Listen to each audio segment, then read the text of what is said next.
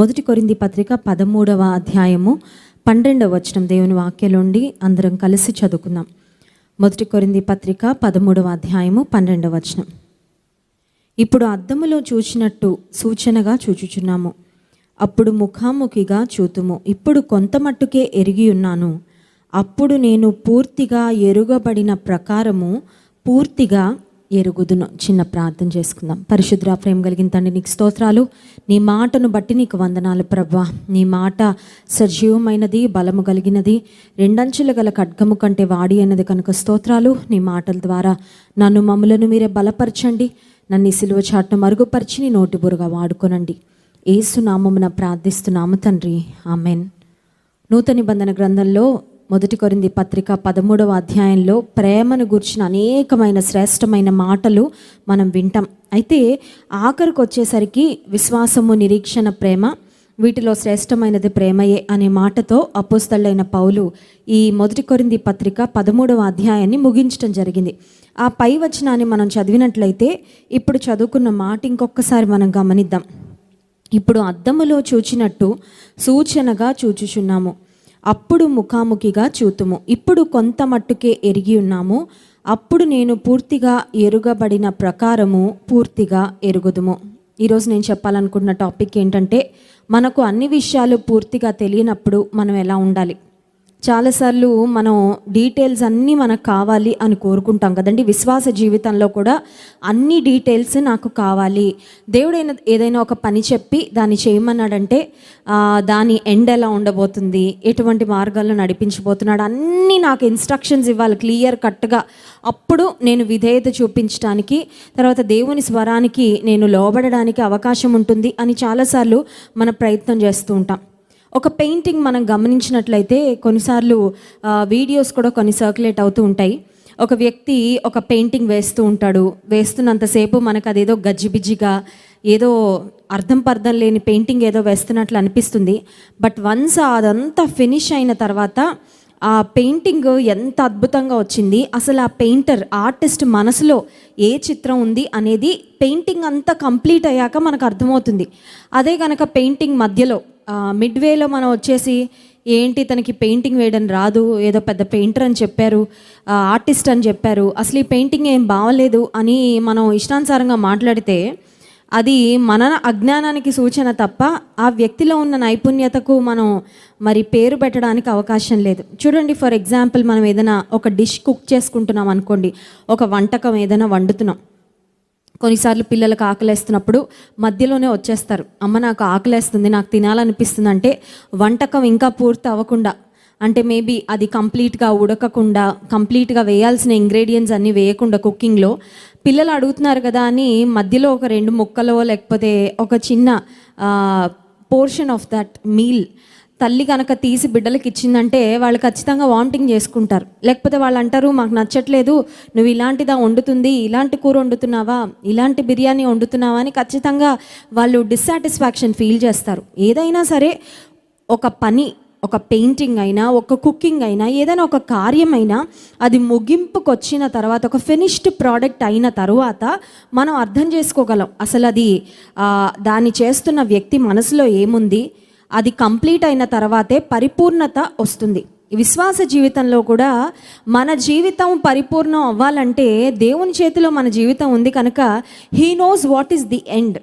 చాలాసార్లు మన జీవితంలో మనం ప్రయాణం చేస్తున్నప్పుడు ఒక మిడ్వేలో మనం ఉన్నప్పుడు, అంటే ప్రయాణ మార్గంలో సగం దూరంలో ఉన్నప్పుడు మనకు అర్థమవుదు ఎక్కడికి తీసుకెళ్తున్నాడండి దేవుడు. నీకు తెలియకపోవచ్చు, బట్ ఆయనకు తెలుసు ఎటు నడిపించబోతున్నాడండి. ఇంకెంతకాలం అండి ఈ ప్రయాణం, ఇంకెంతకాలం అండి ఈ వెయిటింగ్, ఎండింగ్లో నాకు ప్రతిఫలం ఉండబోతుందా, దేవుడిచ్చే బహుమానం ఎలా ఉంటుంది, దేవుడిచ్చే ఆశీర్వాదం ఎలా ఉంటుందని కొన్నిసార్లు మనం ఇంపేషెంట్ అవుతుంటాము, తర్వాత క్యూరియస్ అవుతూ ఉంటాము. కొన్నిసార్లు మధ్యలో అనిపిస్తుంది ఎండ్ ప్రోడక్ట్ లేకపోతే దేవుడు తీసుకువెళ్ళే డెస్టినేషన్ ఎలా ఉంటుందో తెలియదు కాబట్టి నేను నా ఇష్టానుసారమైన దారిలో వెళ్ళిపోతానులేండి అని పూర్తిగా ఎరుగని స్థితిలో ఉన్నప్పుడు మనలో కొన్ని భావాలు వస్తూ ఉంటాయి.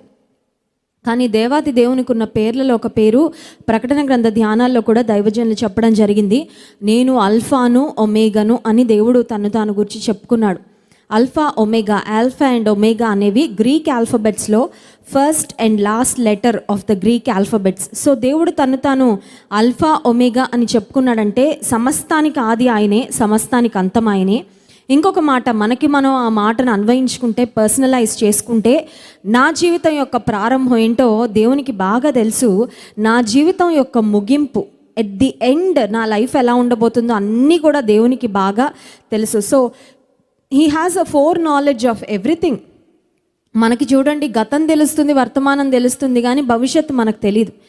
రేపు ఎలా ఉండబోతుంది మేబీ గెస్ చేయగలం, కానీ ఎగ్జాక్ట్గా రేపు ఎలా ఉండబోతుంది ఎవరు చెప్పలేరు.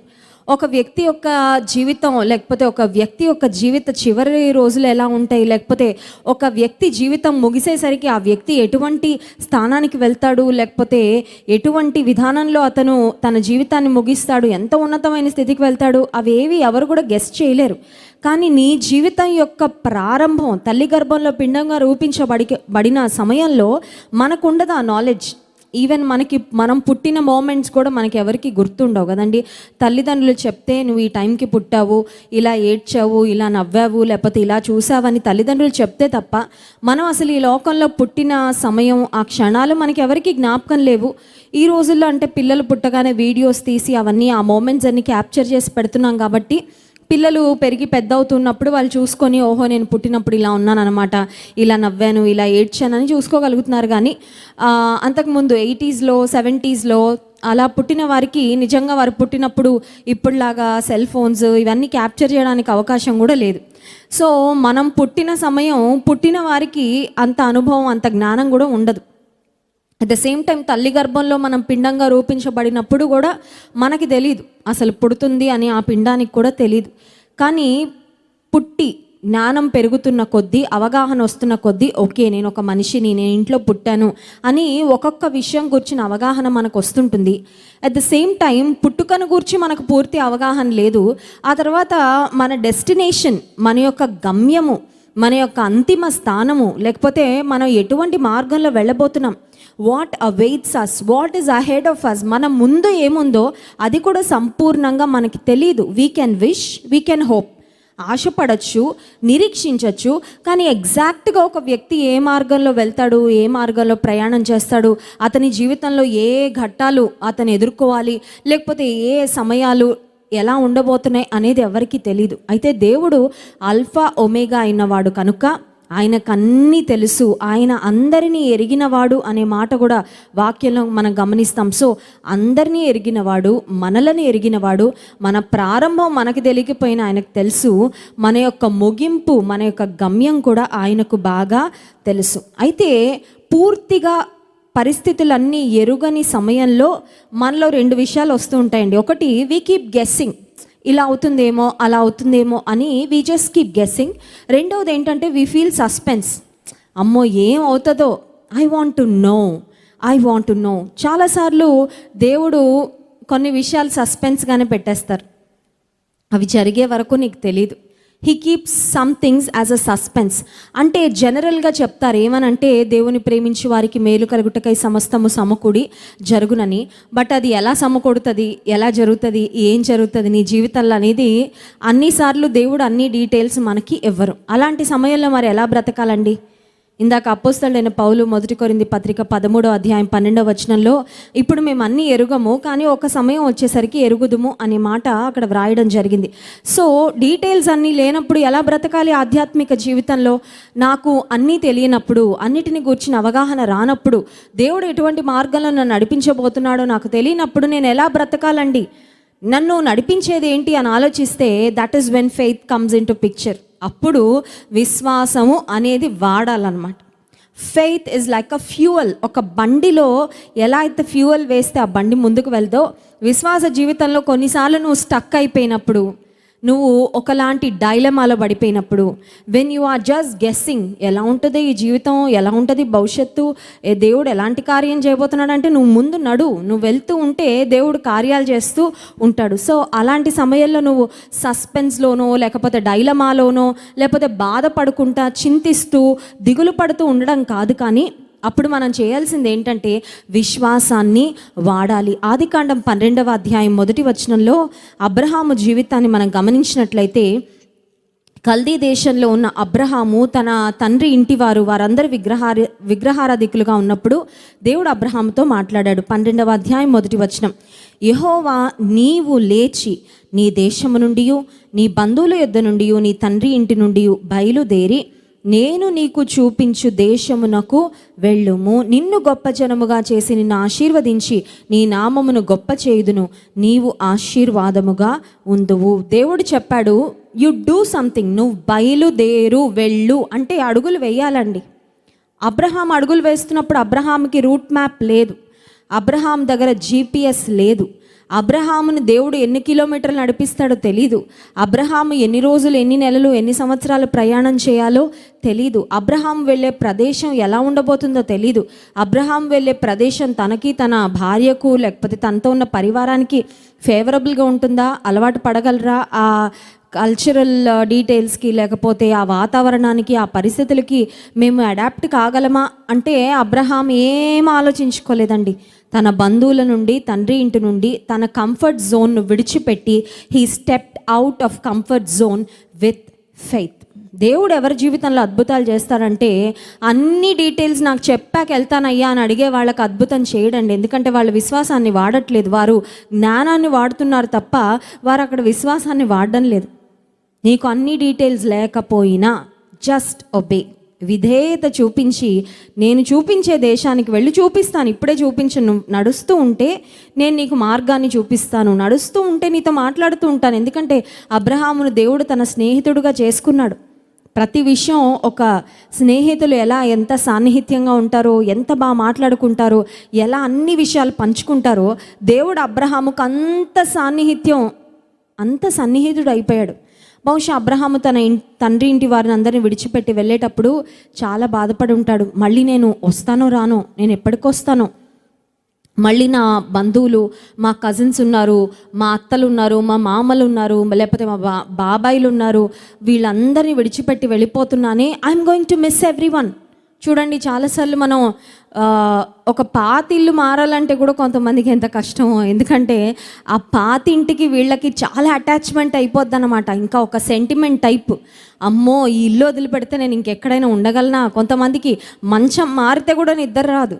ఏదో ప్రయాణంలో ఒకళ్ళ ఇంటికి, బంధువుల ఇంటికి వెళ్తే ఆ వాతావరణం మారగానే మాకు నిద్ర పట్టలేదండి. ఎందుకంటే మా ఇంట్లోనే మాకు పడుకోవడం అలవాటు తప్ప ఊరు మారినా, స్థలం మారినా, పరిస్థితులు మారినా మాకు నిద్ర పట్టదు. కొన్నిసార్లు we get so attached with the things of the world. ఈ లోక సంబంధమైన వాటితో కొన్నిసార్లు ఎంత అతుక్కుపోతామంటే ఇవి లేకుండా బ్రతకలేను కానీ దేవుడు లేకుండా అయినా బ్రతకగలనండి అనే స్థితికి వెళ్ళిపోతాం కొన్నిసార్లు మనం. అబ్రహాము సెంటిమెంటల్గా ప్రవర్తించలేదండి. నా తండ్రి ఇంటిని నేను విడిచిపెట్టి వెళ్ళిపోతే ఎలాగా, నా బంధువుల్ని విడిచిపెట్టి వెళ్ళిపోతే ఎలాగా, నా ఆస్తిపాస్తులు, లేకపోతే నాకు రాబోయే పిత్రార్జితం, ఇవన్నీ నేను విడిచిపెట్టి వెళ్ళిపోతున్నానని బాధపడలేదు. కానీ దేవుని మాటకు విధేయత చూపించి he stepped out in to the unknown, తెలియని, ఎరుగని ప్రదేశంలోకి విశ్వాసంతో అడుగుపెట్టాడు. అబ్రహాంకి ఏం తెలుసు అంటే ఎక్కడికి వెళ్తున్నాడో తెలీదు, ఎలాంటి పరిస్థితుల్లోకి వెళ్తున్నాడో తెలీదు, ఎలాంటి వ్యక్తులను కలుసుకోబోతున్నాడో తెలీదు, ఎలాంటి పరిస్థితులు, సమస్యలు, సవాళ్ళు అతను ఎదుర్కోవాలో తెలియదు. కానీ అన్నీ తెలిసిన దేవుడు ఒక్కడు మాత్రం అబ్రహాముతో ఉన్నాడని అబ్రహాముకు తెలుసు. హల్లెలూయా. కొన్నిసార్లు మనకి భవిష్యత్తును గురించి కొన్ని ఆందోళనకరమైన ఆలోచనలు వస్తూ ఉంటాయి. అమ్మ, నా భవిష్యత్తు ఎలా ఉండబోతుంది, నా కుటుంబం ఎలా ఉండబోతుంది, మా పిల్లలకి పెళ్ళిళ్ళు అవ్వలేదు, వారు ఎలాంటి ఇళ్లలోకి వెళ్తారు, మాకు అప్పులు ఉన్నాయి, అవి ఎలా తీరబోతున్నాయి, లేకపోతే వివాహం కాని యవనస్తులు, అమ్మో నా భవిష్యత్తు ఎలా ఉండబోతుంది. కొన్నిసార్లు you have lot of questions, నీ మనసులో చాలా అనుమానాలు. దేవుడు ఎలాంటి కార్యం చేస్తాడు, కొంతమందికి దేవుడు మేలు చేస్తున్నాడు, చాలామంది సాక్ష్యాలు చెప్తున్నారు, మరి నా జీవితంలో ఎలా చేస్తాడో, నా జీవితంలో ఎలా నడిపిస్తాడో. వాళ్ళ పిల్లలు ఉంటే కనుక వారికి ఏదైనా ఆరోగ్య సంబంధమైన సవాళ్ళు, ఏదైనా హెల్త్ ప్రాబ్లమ్స్, హెల్త్ కాంప్లికేషన్స్ ఉన్నప్పుడు కూడా తల్లిదండ్రులు ఎంత ఆందోళన పడిపోతారో. వీరు ఈ ఆరోగ్య సమస్య నుండి ఎలా గట్టెక్కుతారు. కొన్నిసార్లు మనకి డీటెయిల్స్ అన్నీ లేనప్పుడు, క్లైమాక్స్కి మన పరిస్థితి రానప్పుడు, మనకి మధ్యలో ఉన్నప్పుడు సస్పెన్స్, మధ్యలో ఉన్నప్పుడు టెన్షన్, అన్నీ ఎరుగని పరిస్థితుల్లో అన్నీ ఎరిగిన దేవుని చేతిలో మనం ఉన్నాము అని నిజంగా నమ్మితే యూ విల్ డెఫినెట్లీ రిలాక్స్. హల్లెలూయా. ప్రయాసపడి భారం మోసుకుంచిన సమస్త జనులారా నా యుద్ధకు రండి, విశ్రాంతినిస్తానంటే ఏంటండి?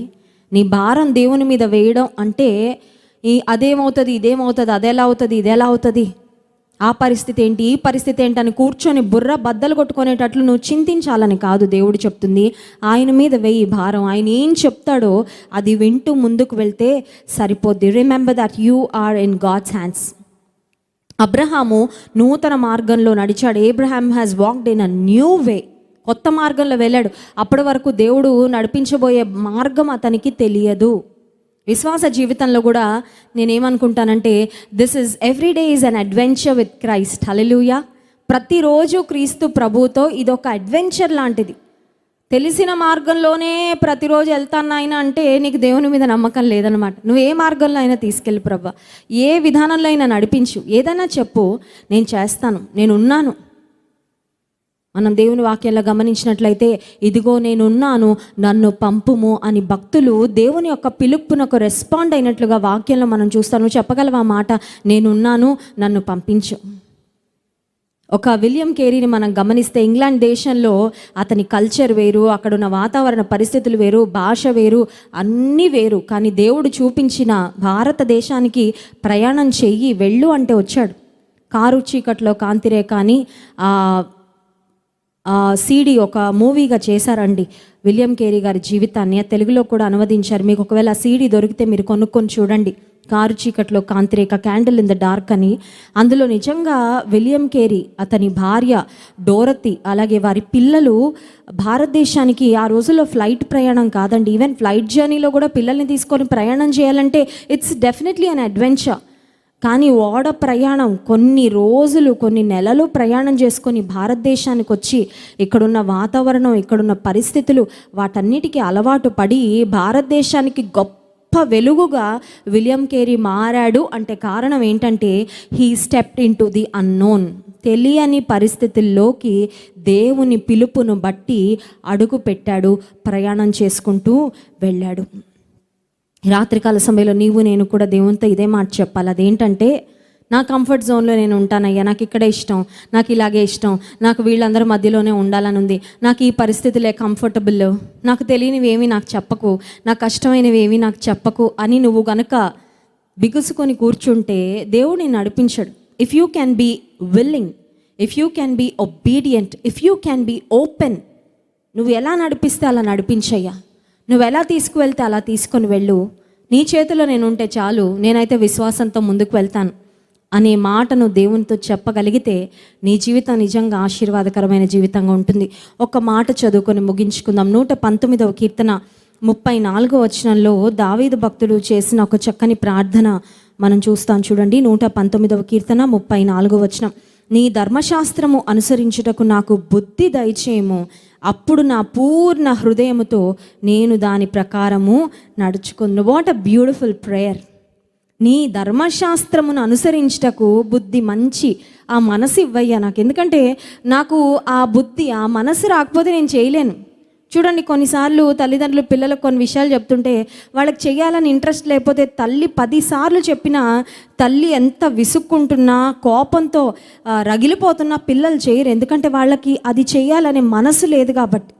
ఇక్కడ దావీదు భక్తుడు చేస్తున్నాడు ప్రార్థన, నీ ధర్మశాస్త్రమును అనుసరించి నడుచుకున్నట్లు నాకు బుద్ధిని దయచే. ఆ మనసు నాకు వచ్చేస్తే it won't be difficult for me to follow your law. నీ ధర్మశాస్త్రమును అనుసరించాలనే మనసు వస్తే కష్టంగా అనుసరించను కానీ ఇష్టంగా అనుసరిస్తాను నేను. సో నీ ధర్మశాస్త్రాన్ని నేను ఇష్టంగా అనుసరించడం ద్వారా నా ఆధ్యాత్మిక జీవితంలో నేను ఆనందంగా ముందుకు వెళ్తాను. నీ ధర్మశాస్త్రాన్ని నేను అనుసరించడం ద్వారా నా జీవితంలో ఎన్నో ఆశీర్వాదాలు కూడా నేను పొందుకుంటాను. అప్పుడు నా పూర్ణ హృదయముతో నేను దాని ప్రకారము నడుచుకుంది. So I will do it with all my heart. చూడండి, బైబిల్లో దేవుడు ఎక్కడ హాఫ్ హార్టెడ్నెస్ని ఎంకరేజ్ చేయలేదు. సగం సగం సమర్పణ, సగం సగం స్తుతి, సగం సగం కొన్ని సగం లోకం, సగం దేవుడు, సగం దేవుని స్తుతించే అనుభవాలు, సగమేమో సణుక్కునే అనుభవాలు, ఇటువంటివి దేవుడు ఎప్పుడు ఎంకరేజ్ చేయలేదు. పూర్ణ హృదయంతో ఏం చేసినా, దేవుని స్తుతించిన పూర్ణ హృదయంతో, దేవుని ప్రేమించిన పూర్ణ హృదయంతో, దేవునికి ఏమైనా ఇచ్చిన ఉత్సాహంతో, అంటే సంతోషంతో, కంప్లీట్ విల్లింగ్నెస్తో, బలవంతంతోనో లేకపోతే ఇంకేదో మరో ఆలోచనలతో అయితే నువ్వు ఇచ్చినా ఇవ్వకపోయినా ఒకటే, పూర్ణ హృదయంతో చేయాలి. ఇక్కడ దావీదు భక్తుడు అంటున్నాడు, నీ ధర్మశాస్త్రమును అనుసరించినట్లు నాకు బుద్ధి దయచే ప్రభా, అప్పుడు నేను పూర్ణ హృదయంతో చేస్తాను. ఈ రాత్రి కాల సమయంలో కూడా అడుగుదాం, దేవా నాకు నా హృదయానికి కావలసిన ఆ సమ్మతినివ్వు ప్రభా, నీ ధర్మశాస్త్రాన్ని అనుసరించడానికి, నీ మార్గాలను అనుసరించడానికి. I don't want to feel that obeying you is a burden. కొన్నిసార్లు మన పరిస్థితి ఎలా ఉంటుందో తెలుసా అండి, దేవుని మాట వినాలని తెలుసు, దేవుని మాట వింటే మన క్షేమం అని తెలుసు, కొన్నిసార్లు ఇంకా తప్పదరా బాబు అన్నట్టు బలవంతంగా వింటూ ఉంటాం దేవుని మాట. కానీ దేవుని మాటను మనం ఇష్టపూర్వకంగా, విల్లింగ్గా, కంప్లీట్ విల్లింగ్నెస్తో మనం వినగలిగితే ఆశీర్వాదాన్ని పొందుకుంటాం. అట్టి కృప దేవుడు మనకు అనుగ్రహించునుగాక. ఆమెన్. దేవుని స్తుతించి ఆరాధించుకుందామండి. చాలా అద్భుతమైన సమయం ఇది దేవుడు మన జీవితంలో, ఈరోజు మొత్తంలో this is the best time అనుకోండి, దేవుని స్తుతించి ఆరాధించే సమయం. ఎందుకంటే నువ్వు స్తుతిస్తూ ఉండగా దేవుడు నీ స్తుతుల సింహాసనాన్ని అధిరోహించడానికి ఆయన దిగి వస్తాడు. He will descend to you wherever you are. నువ్వు ఎక్కడుంటే అక్కడ, ఇంట్లో ఉంటే ఇంట్లో, నువ్వెక్కడుంటే అక్కడికి దేవుడు ఆయన దిగి వస్తాడు. ఎందుకంటే నీ స్తుతి దేవుని సన్నిధిని దింపుతుంది. వెండి బంగారం ఉన్నా లేకున్నా నీ చల్లని నీడ ఉంటే నాకు చాలు యేసయ్య అనే పాటను పాడుతూ దేవుని మహిమపరుద్దాం.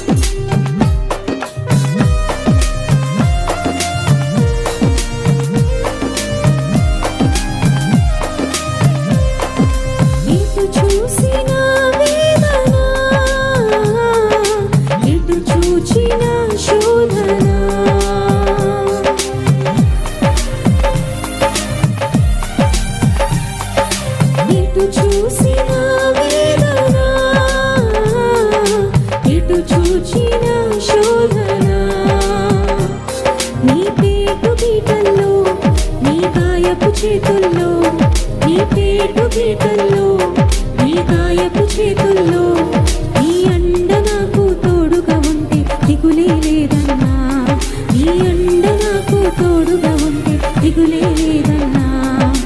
నిండి బంగారం ఉన్నా లేకున్నా నీ చల్లని నీడ ఉంటే నాకు చాలును యేసయ్యా, నీ సన్నిధి నాకు తోడుగా ఉంటే చాలును యేసయ్యా. శ్రమైనా బాధైనా హింసైనా కరువైనా నీ తోడు నాకుంటే చాలయ్యా.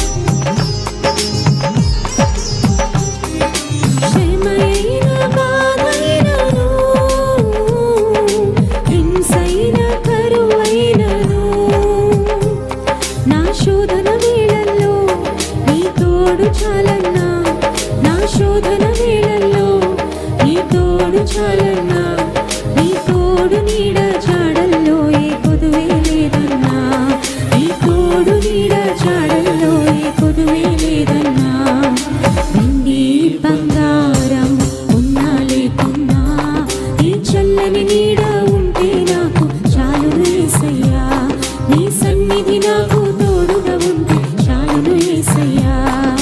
వెండి బంగారం ఉన్నా లేకున్నా నీ చల్లని నీడ ఉంటే నాకు చాలు యేసయ్యా, నీ సన్నిధి నాకు తోడుగా ఉంటే చాలు యేసయ్యా. హల్లెలూయా. కొన్నిసార్లు స్త్రీలకి వాళ్ళకంటే ఎక్కువ నగలు ఎవరికైనా కనబడితే, ఎవరైనా వేసుకుంటే ఎంత బాధో, చాలా డిసప్పాయింట్ అయిపోతారు. ఈ లోకంలో ఏది శాశ్వతము కాదు, ఏది శాశ్వతం కాదు. యేసయ్య నీ దగ్గర ఉంటే వెండి బంగారం ఈ లోకంలో ఉన్న ఐశ్వర్యాలన్నిటికంటే ఆయన ఎంతో శ్రేష్ఠుడు. Nothing can compare. దేవునితో, దేవుని సన్నిధితో పోల్చదగింది ఏది లేదు. శాశ్వతమైనది నీవు నా ఎడల చూపిన కృప. అనుక్షణము కనుపాప వలె కాపాడుతున్నావు ప్రభువా, నీకు స్తోత్రాలని పాట పాడుతూ దేవుని మహింపరుద్దాం.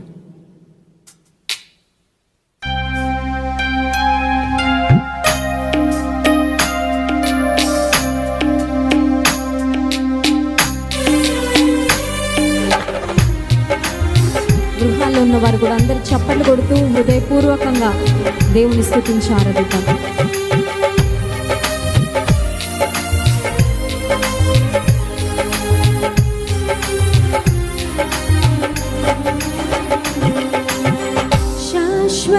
శాశ్వతమైనది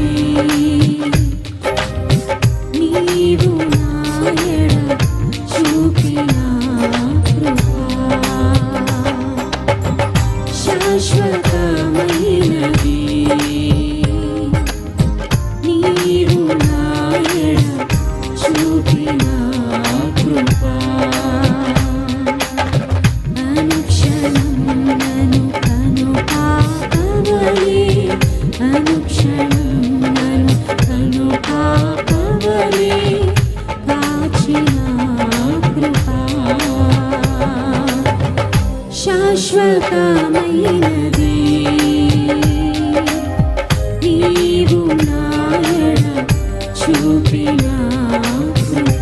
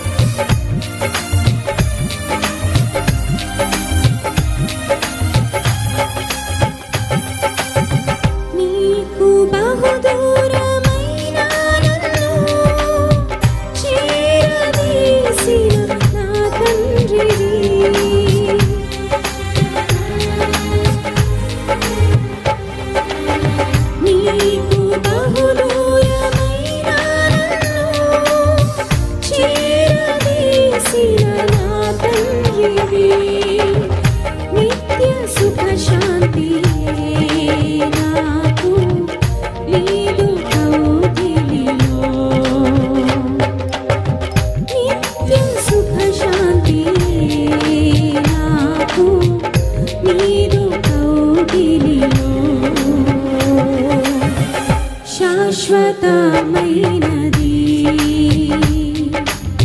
నీవు నా ఎడ చూపిన కృప.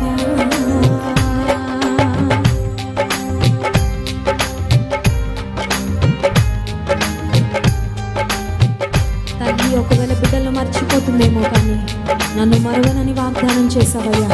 అనుక్షణం ఆదరించేవాడు, తల్లిలా లాలించి ప్రేమించే దేవుడు తండ్రి, స్తోత్రాలు.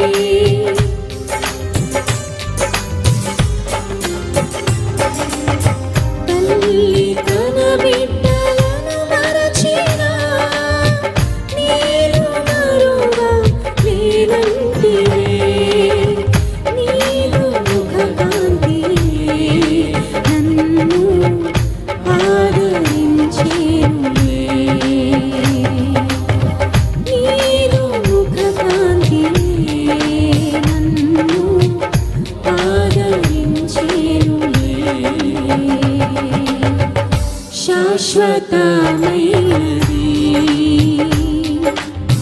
నీవు నాయన చూపిన కృప శాశ్వతమైనది. నీవు నాయన చూపిన కృప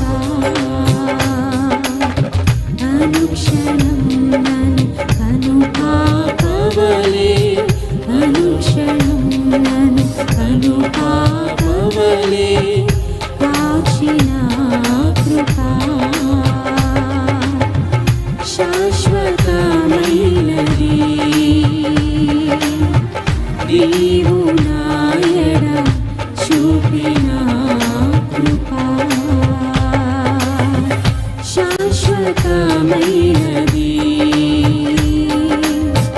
నీవు నాయన చూపిన కృప.